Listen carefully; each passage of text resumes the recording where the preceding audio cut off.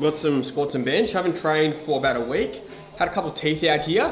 We've got a chance of a bleed. Hopefully not. Might have to like go easy on the bracing. None of these will be, because it might be a bit too much pressure. But yeah, a bit of high bar squats, bit of bench.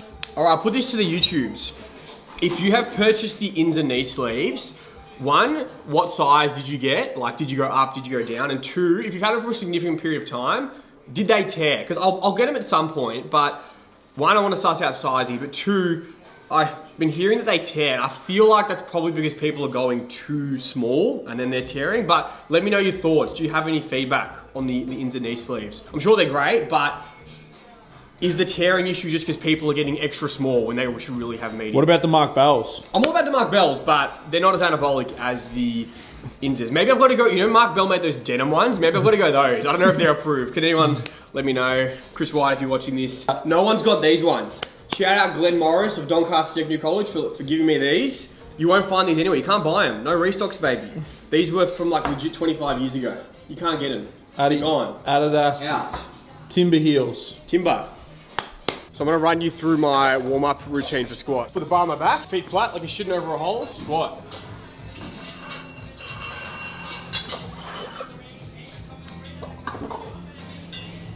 Easy, done. Warmed up, activated, ready to roll.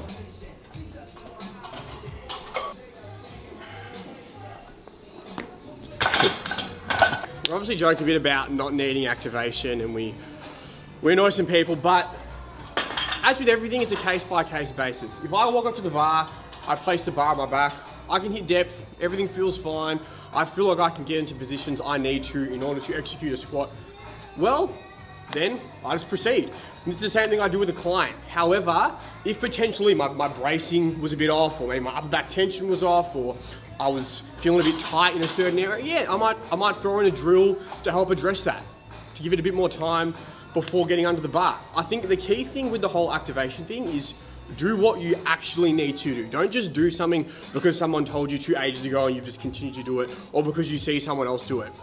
If we do something, don't do it because you've seen us do it. Maybe try work out, do I actually need to do this? Because at the end of the day, it's just time consumed doing things you potentially don't need to do.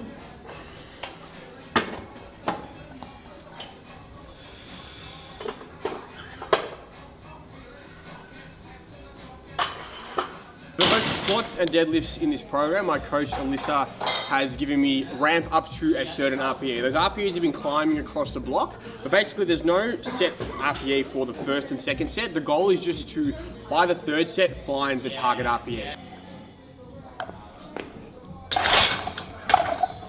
RPE? 4.5. 4.5. So from that, we'll probably jump to 150 and then go from there. The further we get away from the 10, the harder it is to truly rate it. So do I know that it's a 4.5? No, but does it matter? Also no. I can tell it's probably in that neighborhood of 4 to 5. We'll jump to 150. Based off that, 150 should move at about an RPE 5.5. If it doesn't, perhaps this set was incorrectly rated, and then we get a bit of feedback, but that's all part of the process. So because I'm returning to heavier lifting, it's a way to ease into the loads rather than starting with lots of sets of RPE 7 to 8, which might be a bit much straight off the bat, just from a recovery standpoint, technique standpoint. Just allows you to ease in a bit more. Plus, when we need to pick an RPE, there's a kind of skill component to that, which I haven't had a lot of exposure to lately. So it gives me a bit more flexibility to play around with loads and kind of fish for that target RPE versus thinking like, I need to find this exact RPE 7 or 8 and potentially struggling to find that because I don't have the context. Whereas if I can ramp up loads set to set, it gives me a bit more space to find the appropriate load.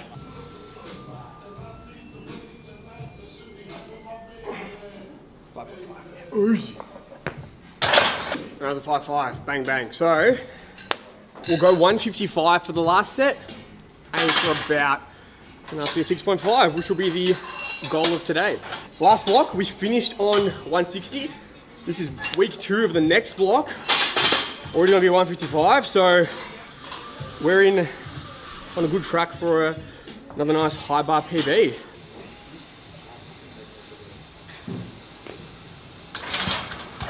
RPE? 7. A little bit harder than we wanted, that's all right. Generally speaking, we give ourselves a 0.5 rule, so if our target's a 6.5, we hit a 7, we're still laughing, so all good. Shout outs. Shout outs, Nicholas Training Systems, best coach in Singapore, intern extraordinaire. Dan for coaching gift from Singapore. If you're in Australia, I mean, ideally come to us, but Nicholas is good too. Perfect, so we've got 3x5 bench press at RPE 6.5. I just watched my update from my coach this morning, and she has told me to own the descent to help try and create some consistency with my technique, focusing on pulling my chest up to the bar, but really owning the bar on the way down, being in control of the bar, not letting the bar just flap around, and being consistent rep to rep. So let's see how we go.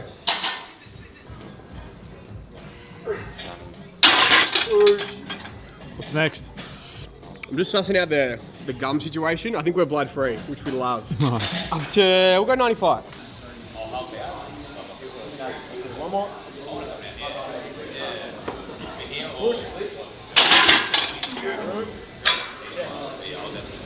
Moving cruisy. Obviously we're talking about owning the descent. I've been having some weird left wrist pain. My coach suggested thinking about owning the descent. So far the wrist's feeling better, so I think we're in luck there.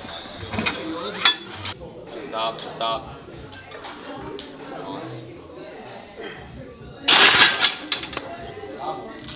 So you'll notice I have my feet quite far out. Something anecdotally I've noticed with myself and a lot of my lifters is that I think a lot of people do benefit from their feet being further out. I think kind of the standard approach is really try to get your feet under as far back as possible, but I think often this limits our ability to arch and create a lot of leg drive. More leg drive probably matters more than a big arch. So if you're in this really extreme position, but you can't actually create a lot of stability there, it's probably not as good as being in a position where you feel like you can really use your legs. You're probably gonna have a stronger bench press. So potentially play around with it.